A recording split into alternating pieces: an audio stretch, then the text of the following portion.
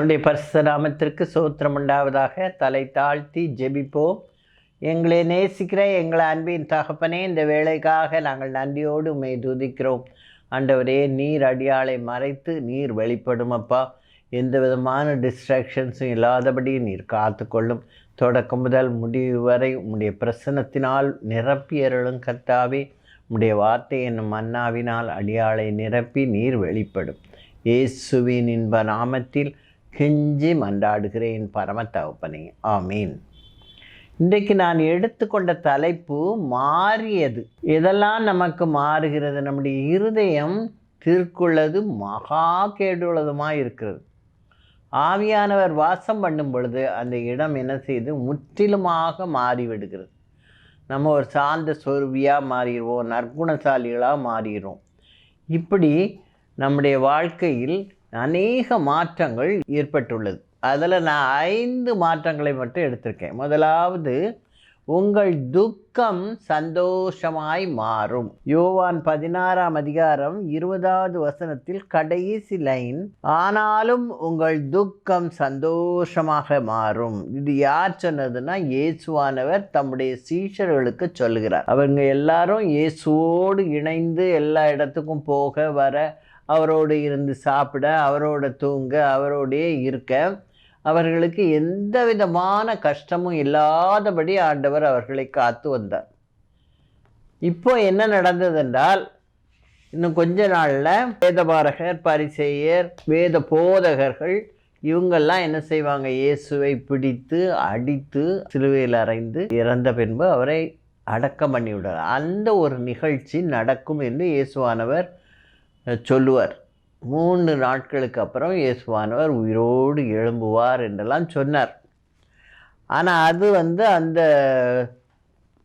சீஷர்களுக்கு புரிந்து கொள்ள முடியவில்லை. அவர்களால் அப்படி யார் உயிரோடு எழும்புவா அப்படி தான் அவங்களுக்கு இருக்கும். அதனால் அவங்க அதை ஏற்றுக்கொள்ள அவங்களால் முடியலை. அவர் மரித்த உடனே நீங்கள் ரொம்ப துக்கப்படுவீங்க. நான் உயிரோடு எழும்பி திரும்பவும் உங்களோடு சஞ்சரிக்கும் போது நீங்கள் எல்லாரும் சந்தோஷமாக இருப்பீர்கள் என்று இயேசுவானவர் அவர்களிடம் கூறினார். அதே போல தான் நம்ம துக்கமுகமாய் இருந்தாலும் கர்த்தர் நம்முடைய துக்கத்தை என்ன செய்கிறார்? மாற்றுகிறார். இப்போ நம்ம பார்க்கும்போது அன்னாளின் துக்கம், அன்னாள் மிகவும் துக்கப்பட்டு கொண்டிருந்தாள். அவளுடைய துக்கத்தை உடனே என்ன செய்தா? தேவ சமூகத்தில் போய் அவள் துக்கத்தை என்ன செய்கிறா? ஊற்றுறா. அவள் சொல்லுவாள்ல ஏலிகிட்ட, நான் வெறித்திருக்கவில்லை, நான் மனக்லேசமுள்ள ஸ்திரீ. 1 சாமுவேல் 1ஆம் அதிகாரம் 15வது வசனத்தில் அவள் சொல்கிறா பாருங்க ஏலிகிட்ட, என் ஆண்டவனே, நான் மனக்லேசமுள்ள ஸ்திரீ, நான் திராட்சரசமாகிலும் மதுவாகிலும் குடிக்கவில்லை, நான் கர்த்தருடைய சந்நிதியில் என் இருதயத்தை ஊற்றிவிட்டேன். கர்த்தருடைய சந்நிதியில் என் இருதயத்தை என்ன செய்து விட்டேன்? முற்றிலுமாக ஊற்றிவிட்டேன் என்று ஏலி இடத்துல சொல்கிறான். அப்போ ஏலி விண்ணப்பம் என்ன அப்படிலாம் ஒன்றும் கேட்கல. ஆனால் அவர் சொன்னது அவளுடைய வாழ்க்கைக்கு ரொம்ப சமாதானத்தை கொடுத்தது. 17வது வசனம், அதற்கு ஏலி, சமாதானத்தோடே போ, நீ இஸ்ரவேலின் தேவனிடத்தில் கேட்ட உன் விண்ணப்பத்தின்படி அவர் உனக்கு கட்டளையிடுவாராக என்றான். அது அப்படியே அவள் விசுவாசித்தாள். உடனே அந்த ஸ்திரீ அந்த இடத்த விட்டு புறப்பட்டு போய் சாப்பிடாம தான் தேவாலயத்தில் என்ன செய்கிறா? அப்படியே ஊற்றிட்டா தன்னுடைய மனதில் உள்ளதெல்லாம். இப்போது நீ சமாதானத்தோட போ நீ ஏலி சொன்ன உடனே அதுக்கப்புறம் அவள் என்ன செய்யவில்லை? துக்கமுகமாய் இருக்கவில்லை. அப்புறம் அவள் துக்கமுகமாய் இருக்கவில்லை. அப்புறம் அவள் சந்தோஷத்தோட வீட்டுக்கு போய் சாப்பிட்டாள், நன்றாக இருந்தாள். அதுக்கப்புறம் அவள் கர்ப்பந்தரித்து சாமுவேல் என்ற குழந்தையை பெற்றெடுத்தாள். அவள் தேவனிடத்தில் பண்ணி பொருத்தனையின்படி அந்த பிள்ளையை தேவனுக்கு பிரதிஷ்டையாக கொடுத்தாள். அதனால் தேவன் என்ன செய்தார்? அவள் கேட்காதது தான். அவளுக்கு 3 குமாரரையும் 2 குமாரத்திகளையும் கொடுத்து அவள் துக்கம் சந்தோஷமாக மாறும்படி கர்த்தர் என்ன செய்தார். அடுத்தது, மாறாவின் கசப்பு மதுரமாய் மாறியது. யாத்ராகமம் 15ஆம் அதிகாரம் 22வது வசனம். இஸ்ரவேலர் பிரயாணம் பண்ணி வரும்பொழுது அவர்களுக்கு தண்ணீர் தாகம் ஏற்படும். சூருன்ற வனாந்திரத்தின் வழியாக வரும்பொழுது அவங்களுக்கு ரொம்ப தாகமாக இருக்கும். சிவந்த சமுத்திரத்தை கடந்து அவர்கள் சூர் வனாந்திரத்துக்கு புறப்பட்டு போய் 3 நாள் அந்த வனாந்திரத்திலேயே சுற்றுறாங்க. சுற்றும்போது எங்கேயாவது தண்ணி இருக்குமா அப்படின்னு பார்த்தாங்க. ஒரு இடத்துலையும் தண்ணி இல்லை. அப்போது அவர்கள் மாரா என்ற இடத்துக்கு வராங்க. அந்த இடத்துல வந்தோடனே எங்கேயோ தண்ணி கிடக்கிற மாதிரி இருக்குது. உடனே ஓடி போய் அந்த தண்ணியை எடுத்து குடிச்சு பார்க்காங்க. குடித்து பார்த்தா அது எப்படி இருக்குது? கசந்து இருக்கு. உடனே உடனே என்ன செஞ்சுருவாங்க? எப்போவுமே மோசைகிட்ட அவன் மேலே முறுமுறுத்து எங்களை கொல்ல வாங்க கொண்டு வந்து அப்படி இப்படின்னு என்னத்தையாவது சொல்லி நாங்கள் இப்போ தண்ணி வேணும் அப்படின்னு சொல்லி வனாந்திரத்தில் மோசைகிட்ட கத்துறாங்க. உடனே மோசே கர்த்தரை நோக்கி கூப்பிட்டான். அவன் உடனே போய் என்னமும் அவங்கள ஒன்றும் குறை சொல்லலை. உடனே அவன் யாரை நோக்கி பார்க்கிறான்? கர்த்தரை நோக்கி கூப்பிட்டான்.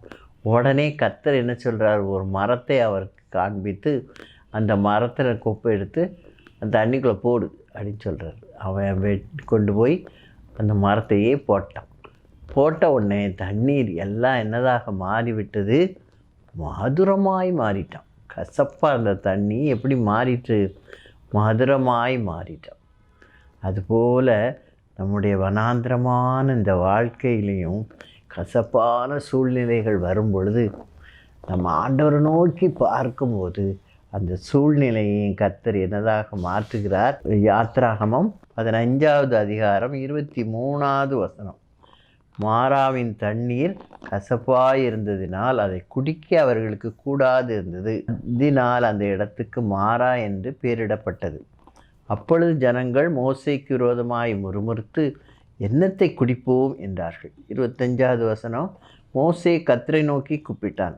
அப்பொழுது கர்த்தர் மோசேக்கு ஒரு மரத்தை காண்பித்தார். அதை அவன் தண்ணீரில் போட்ட உடனே அது மதுரமான தண்ணீராயிற்று.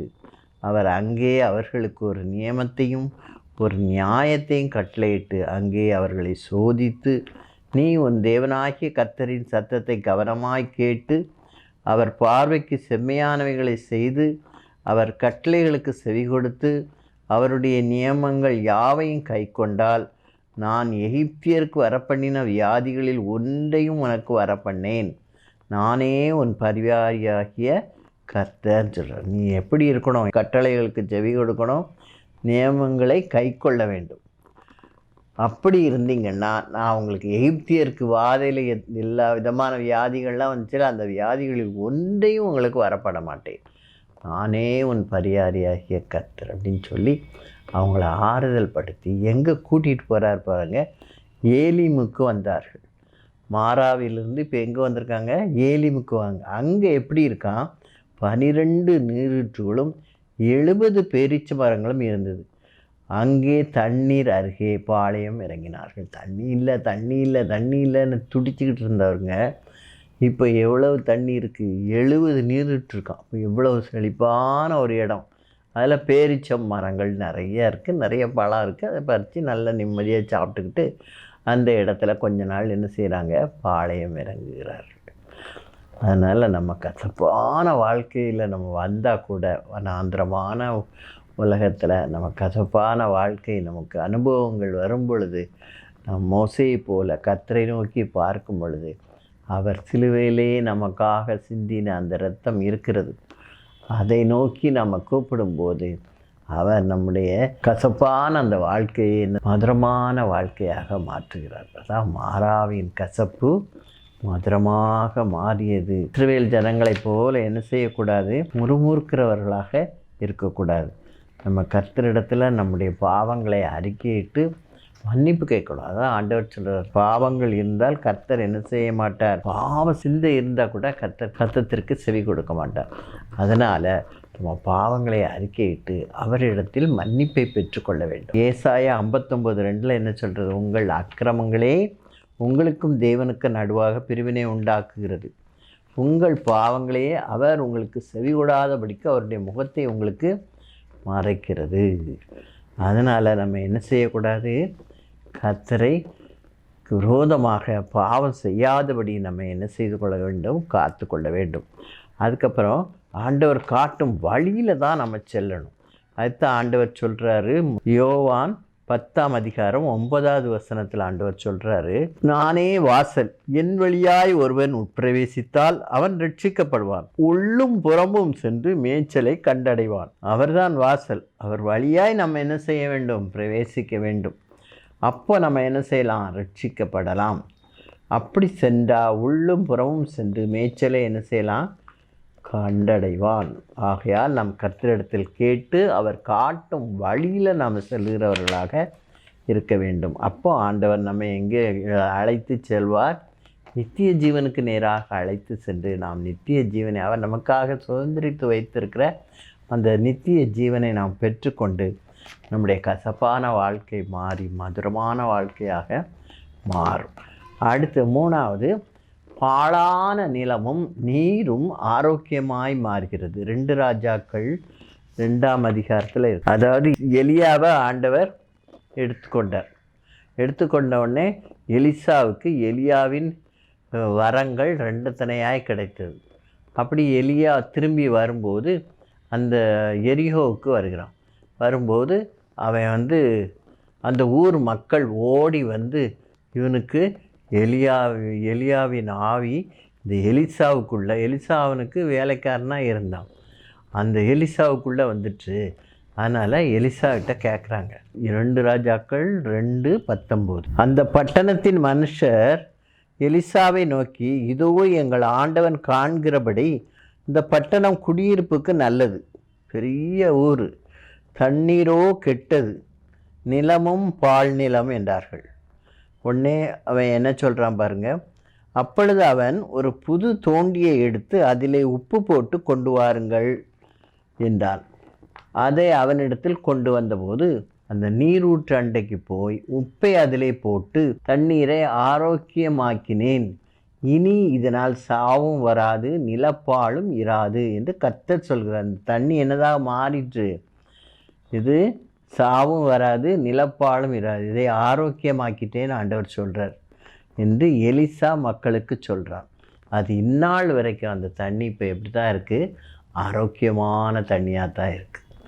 அதனால் எப்படிப்பட்ட நிலமாக இருந்தாலும் எப்படிப்பட்ட தண்ணீராக இருந்தாலும் தேவ சமூகத்துக்கு நம்ம கொண்டு வரும்போது தேவன் காட்டுகிற வழியில் நம்ம சென்றோம்னா நிச்சயமாக அந்த இது என்னதாக மாறும்? நல்ல ஆரோக்கியமானதாக மாறும். 4வது, தானியேலின் காரியம் ஜெயமாக மாறியது. தானியேலின் காரியம் ஜெயமாக மாறியது. தானியேல் பாபிலோனுக்கு சிறைப்பிடித்து வரப்பட்ட ஒரு மனுஷன். அவன் கூட சேர்ந்து நிறைய பேரை பாபிலோனிய ராஜாக்கள் பிடித்துட்டு வந்தாங்க. நேபுகாத்நேச்சார் அவன் கூட்டிகிட்டு வரும்போது செலக்ட் பண்ணி தான் கூட்டிகிட்டு வந்திருக்கான். எப்படின்னா நல்ல திறமசாலிகள், ஞானவான்கள், அறிவில் சிறந்தவர்கள், கல்வியில் நிபுணர், ராஜாவின் அரண்மனையிலே சேவிக்க திறமை உள்ளவர்களுமாகிய சில வாலிபரை கொண்டு வந்து அவர்களுக்கு நல்ல சாப்பாடெல்லாம் கொடுக்கணும் அப்படின்னு நினச்சி அவங்களுக்கு அவங்க பாஷையே அவங்களுக்கு கற்றுக் கொடுக்குறாங்க.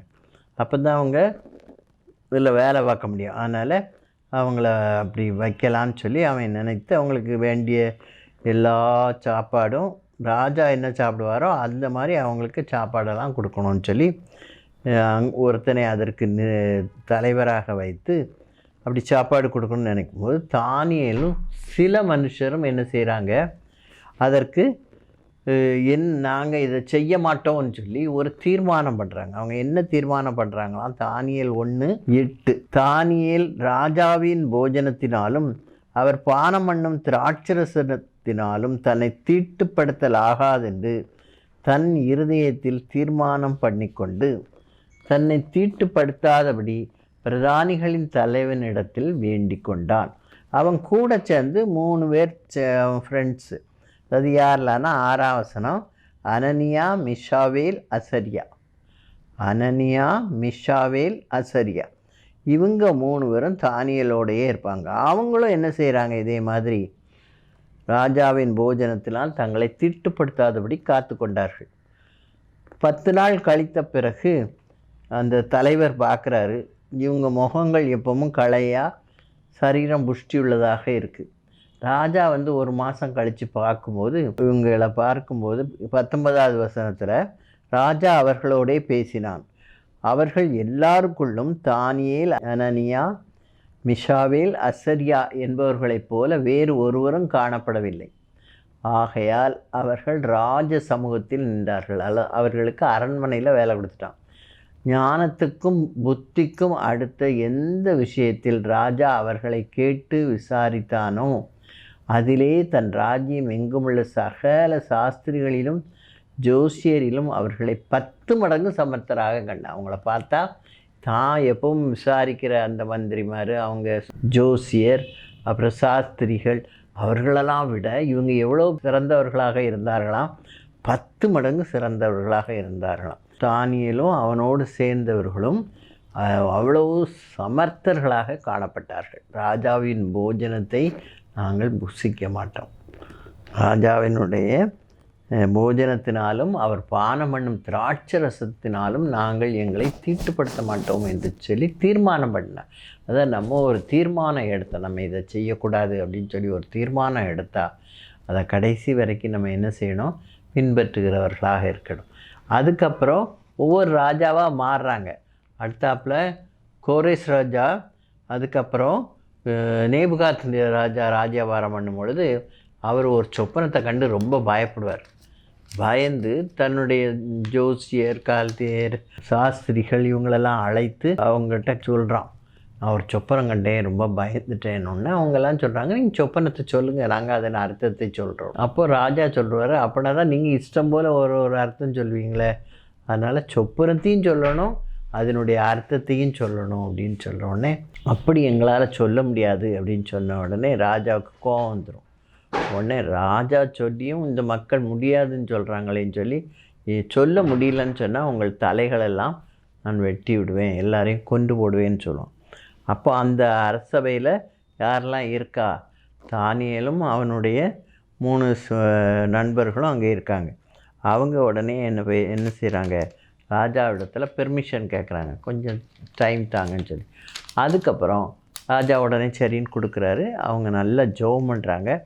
இரவு ராக்காலத்தில் தரிசனத்தில் தானியேலுக்கு அந்த சொப்பனமும் அதனுடைய அர்த்தமும் காட்டப்படுகிறது. அவன் அடுத்த நாள் இவங்க ராஜாவிடத்தில் சொன்னோடனே ராஜா அவங்கள என்ன செய்ய, தானியேலை ஒரு ராஜாவுக்கு அடுத்த ஸ்தானத்துக்கு கொண்டு வந்துடுவான். உடனே இவன் சொல்கிறான், என் ஃப்ரெண்ட்ஸும் சேர்ந்து தான் நாங்கள் இது பண்ணோன்னொன்னே அவங்களுக்கும் அந்த ராஜாவின் சமூகத்தில் எல்லா பதவிகளும் கொடுக்கப்படுது.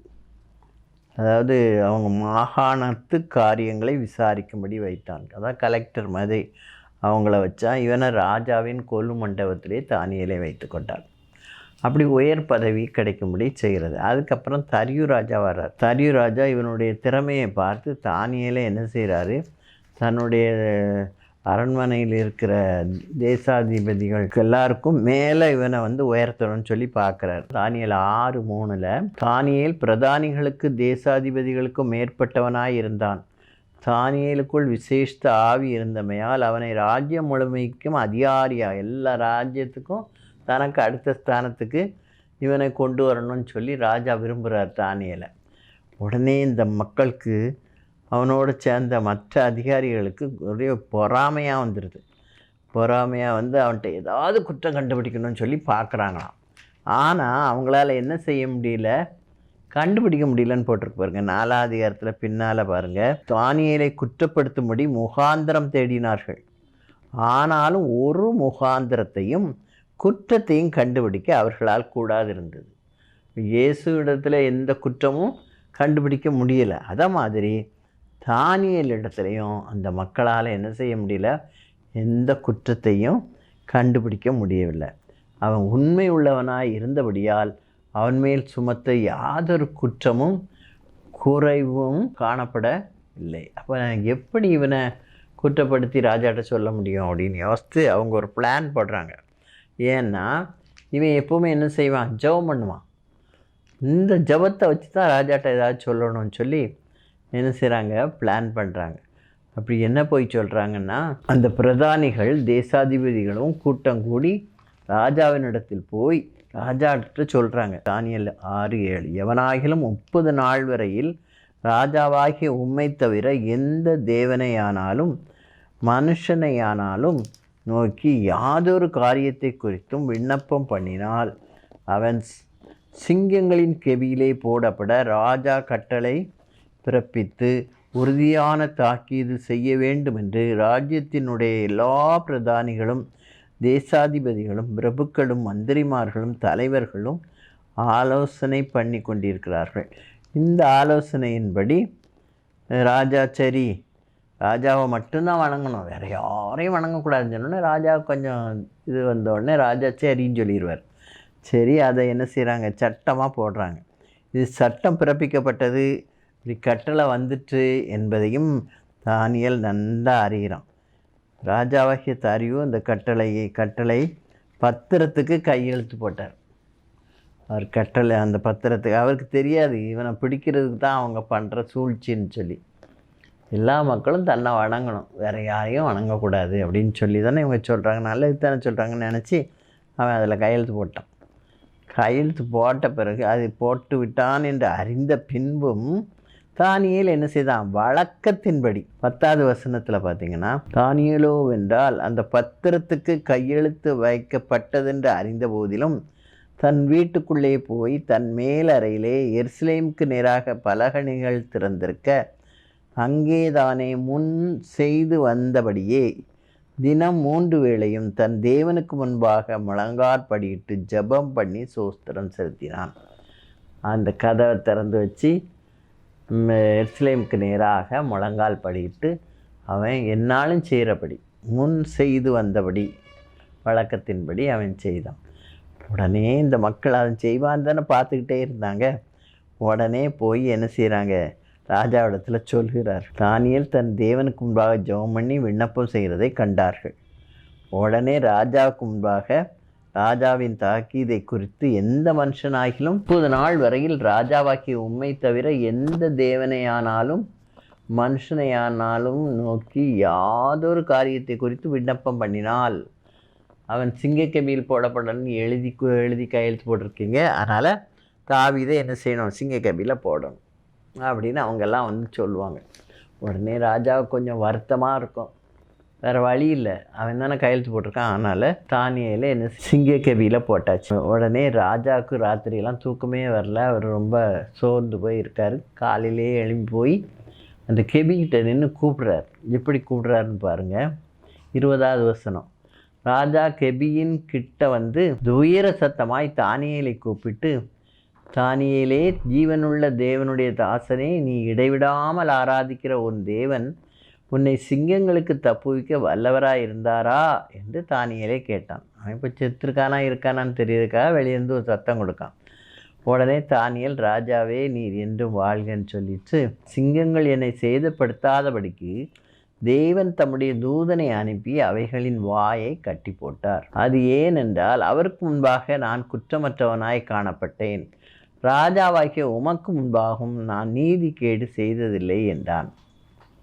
உடனே ராஜாவுக்கு ரொம்ப சந்தோஷமாயிட்டு தானியேலை அந்த கெபியிலிருந்து தூக்கி விட சொல்கிறாங்க. தானியேலை வெளியே விட்ட உடனே அவன் மேலே எதுவும் கீரல் விழுந்திருக்கா, ஏதாவது பிறண்டி இருக்கா சிங்கம் அப்படின்னு பார்க்குறாங்க. ஒன்றுமே இல்லை.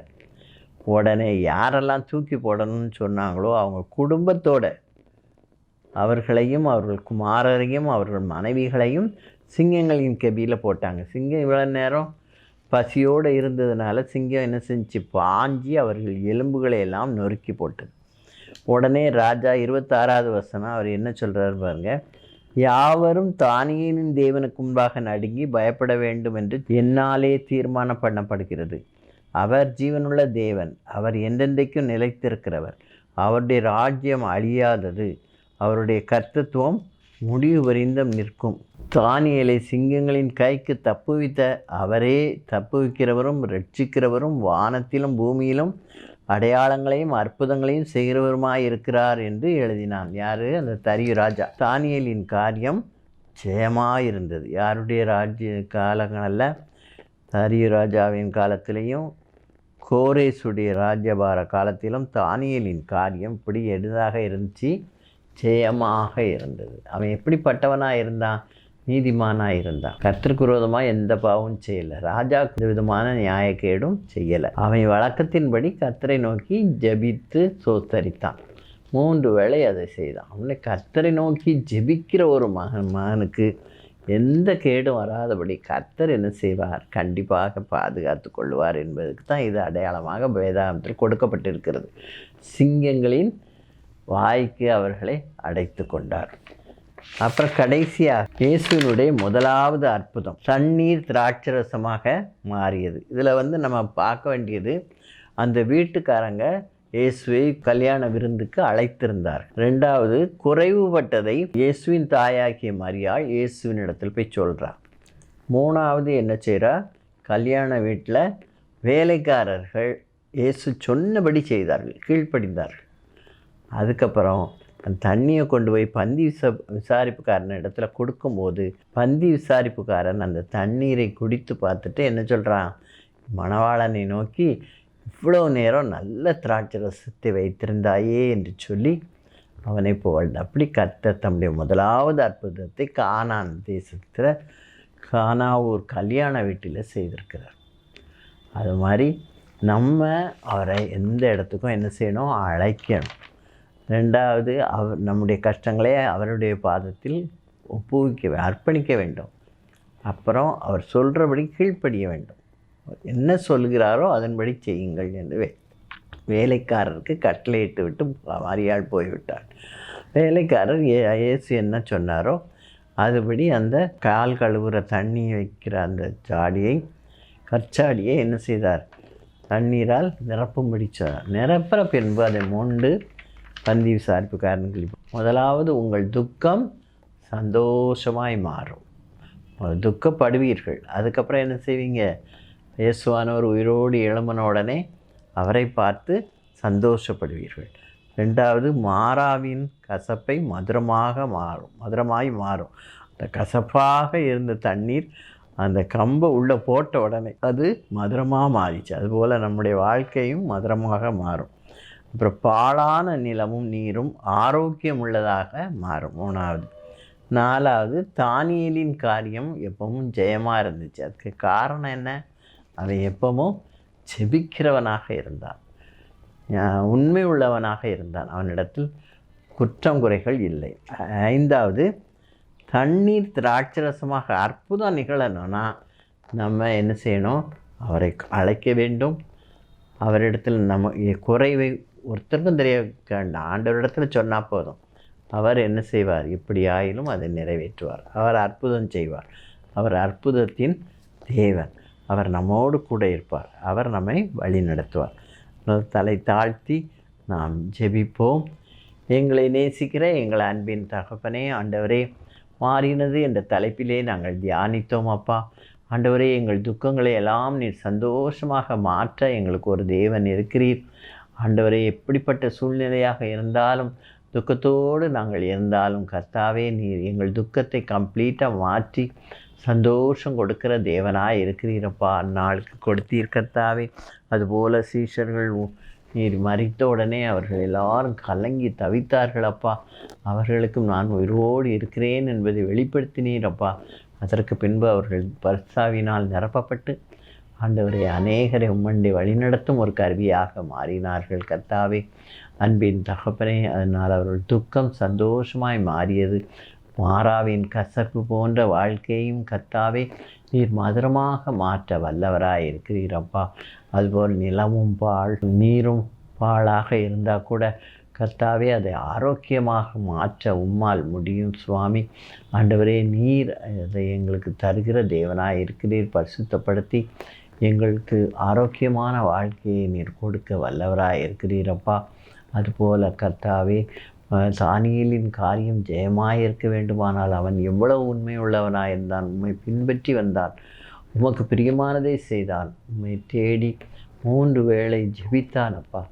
அவன் ஜெபித்து உம்மை சோஸ்தரித்தான் கர்த்தாவே. அதனால் அவனுடைய காரியங்கள் எல்லாம் ஜெயமாய் முடிய நீர் கிருபை தந்தீர். எந்த ராஜாக்கள் முன்பாகவும் அவன் தோற்று போகாதபடி அவனை காத்து கொண்டீரப்பா. அதுபோல கர்த்தாவே, தண்ணீர் திராட்சரசமாக மாறும் ஒரு அற்புதத்தை நீர் முதலாவது காணா ஒரு கல்யாண வீட்டிலே செய்தீரப்பா.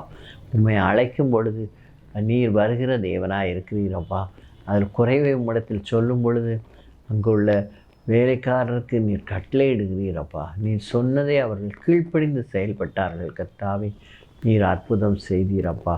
அதை சாப்பிட்டவர்கள் எல்லாரும் வரைக்கும் நல்ல திராட்சை ரசத்தை வைத்திருந்தீரே என்று சொல்லும்படியாக கிருபை தந்தீரப்பா. அப்படியாக எங்களுடைய வாழ்க்கையை நீ முற்றிலுமாக மாற்றுகிற தேவனாக இருக்கிறீர் கர்த்தாவே. அதற்காக உமக்கு நன்றி. பாஸ்டரிக்காக ஜெபிக்கிறோம். அதற்கென்று உழைக்கிறவர்கள், அது செயல்படுகிறவர்கள் எல்லாரையும் நீர் காத்து வழி நடத்தும். ஆண்டவரே, இந்த செய்தியை கேட்ட எல்லாரும் கர்த்தாவே தங்களுடைய வாழ்க்கையை எப்படி மாற்றி அமைத்தால் இவைகளெல்லாம் மாறும் என்பதை சிந்தித்து செயல்பட தேவரீர் கிருபை செய்யும். இயேசுவின் இன்ப நாமத்தில் கெஞ்சி மன்றாடுகிறேன் பரமதகப்பனே, ஆமேன். இதுவரைக்கும் மாறினது என்ற தலைப்பில் தியானித்தோம். தேவன் தாமே இந்த வார்த்தைகளை ஆசீர்வதிப்பாராக. God bless you all.